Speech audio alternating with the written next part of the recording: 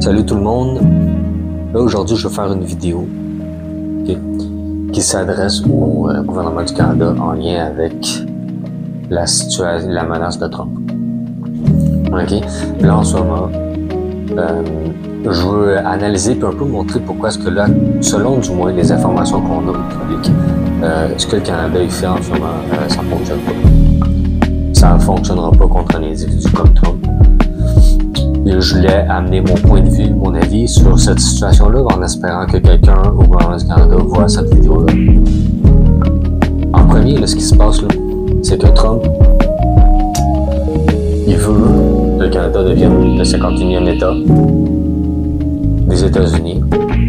Et si ça n'arrive pas, il faut qu'il va imposer des sanctions économiques. Là, en échange de ça, comment est-ce que le Canada a répondu?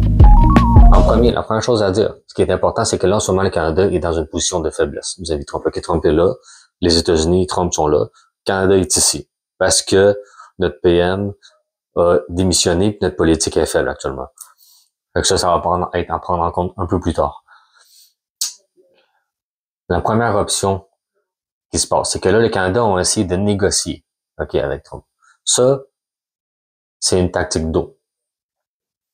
C'est pas mauvais en soi. Parce que là, Trump, en ce moment, ce qu'il fait, c'est qu'il fait une menace claire. Ça, c'est une tactique de feu. OK? Vous voyez ici du feu. Clair. Si vous me donnez pas ça, moi, je vais faire ça. Sanctions économiques. C'est très, très clair, très agressif. En essayant de négocier avec, ici, c'est de l'eau. Là, on voit l'eau, en théorie, ça l'éteint le feu. Mais là, le problème qu'on a, c'est que Trump, c'est un individu qui est extrêmement solide. C'est un feu très, très fort. Fait que là, c'est comme si on essayait d'éteindre un feu de maison avec un petit seau d'eau qu'on lance. Ça marchera pas. Il est pas négociable parce que la seule façon d'utiliser l'eau pour éteindre le feu de Trump de la menace, c'est en acceptant de devenir le 51e État. Ça, chacun a son avis là-dessus. Ensuite, ce que le Canada a fait en ce moment, ce qu'on voit du moins dans les médias, c'est que le Canada va dire qu'ils vont émettre des menaces économiques eux aussi. Le Québec va bloquer l'électricité, ils vont émettre des sanctions, mettre des tarifs eux aussi sur les choses. Là, je vais vous expliquer pourquoi que ça fonctionne pas. Ok, ça sert à rien de faire ça parce que ça, ici, c'est aussi une tactique de feu, ok, une menace. Donc, là, qu'est-ce qui se passe quand on a une tactique feu versus une tactique feu? C'est du feu contre du feu, puis ce qui va arriver, mais c'est que c'est le feu le plus fort qui va gagner. Puis là, en ce moment, c'est un combat qui se passe au niveau de l'économie. Puis l'économie des États-Unis est là, l'économie du Canada est ici. Donc là, on va se faire gober tout rond, ok? Si le Canada fait ça, au niveau économique, on va se faire gober tout rond, puis ce qui va arriver, c'est que c'est la population au final qui va payer le prix. Ça fonctionne pas, aller feu contre feu, ok? Là, l'eau ne fonctionnera pas avec Trump, le feu ne fonctionnera pas. Qu'est-ce qu'il faut faire, ok? Ce qu'il faut faire, c'est que là, ensuite, le feu, là, il faut le feu de Trump, il faut le réorienter pour l'utiliser dans le cycle ici, faire donner de la terre. OK? C'est ça que le Canada doit faire. Ils doivent appliquer des tactiques de terre. Ça, il y en a différentes, OK? La première tactique terre à appliquer, c'est qu'ils doivent faire une coalition économique temporaire, Canada, Mexique, Groenland. OK? Parce que là, le Trump menace les trois. Là, temporairement, il faut que les trois pays fassent une alliance pour se lever face à Trump.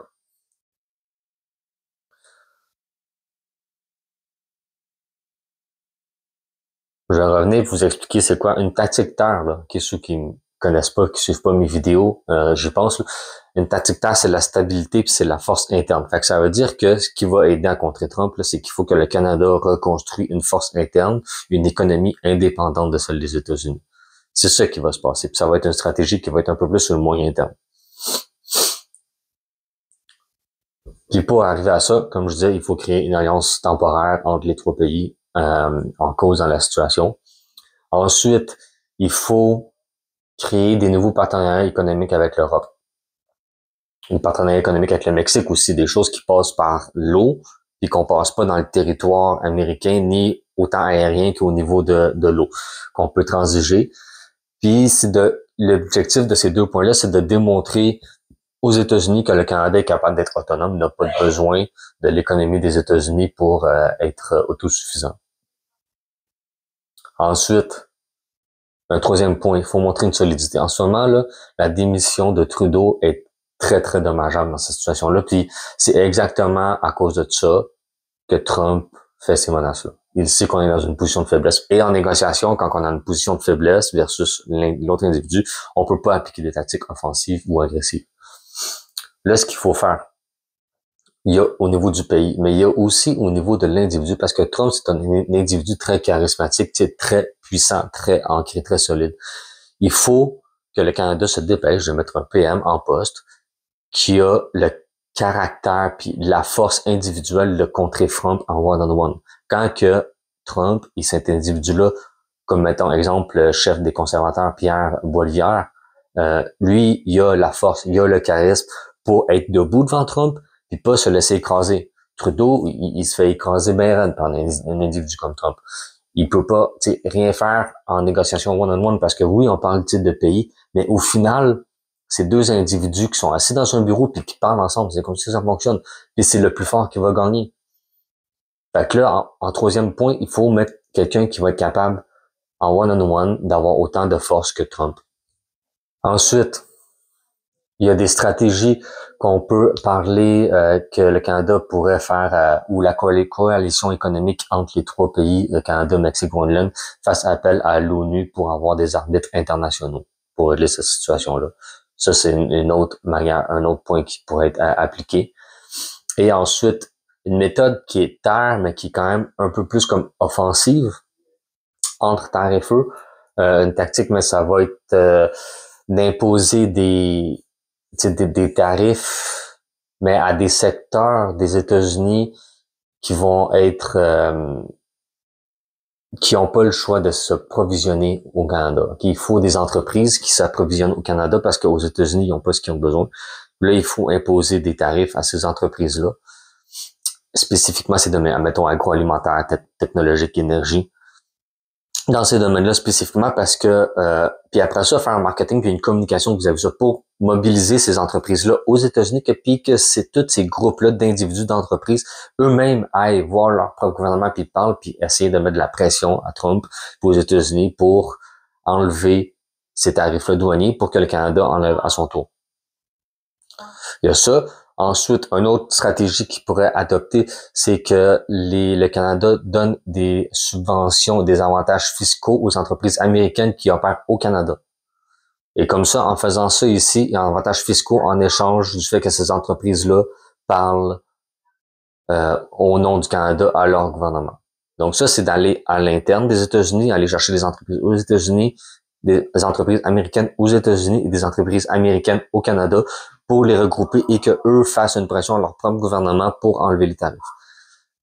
En faisant tous les points que je vous parle, là, on encercle, on va chercher le gouvernement, on va attaquer le gouvernement américain de tous les côtés, mais sans l'attaquer frontalement, directement, économie contre économie, que là, on se fait massacrer.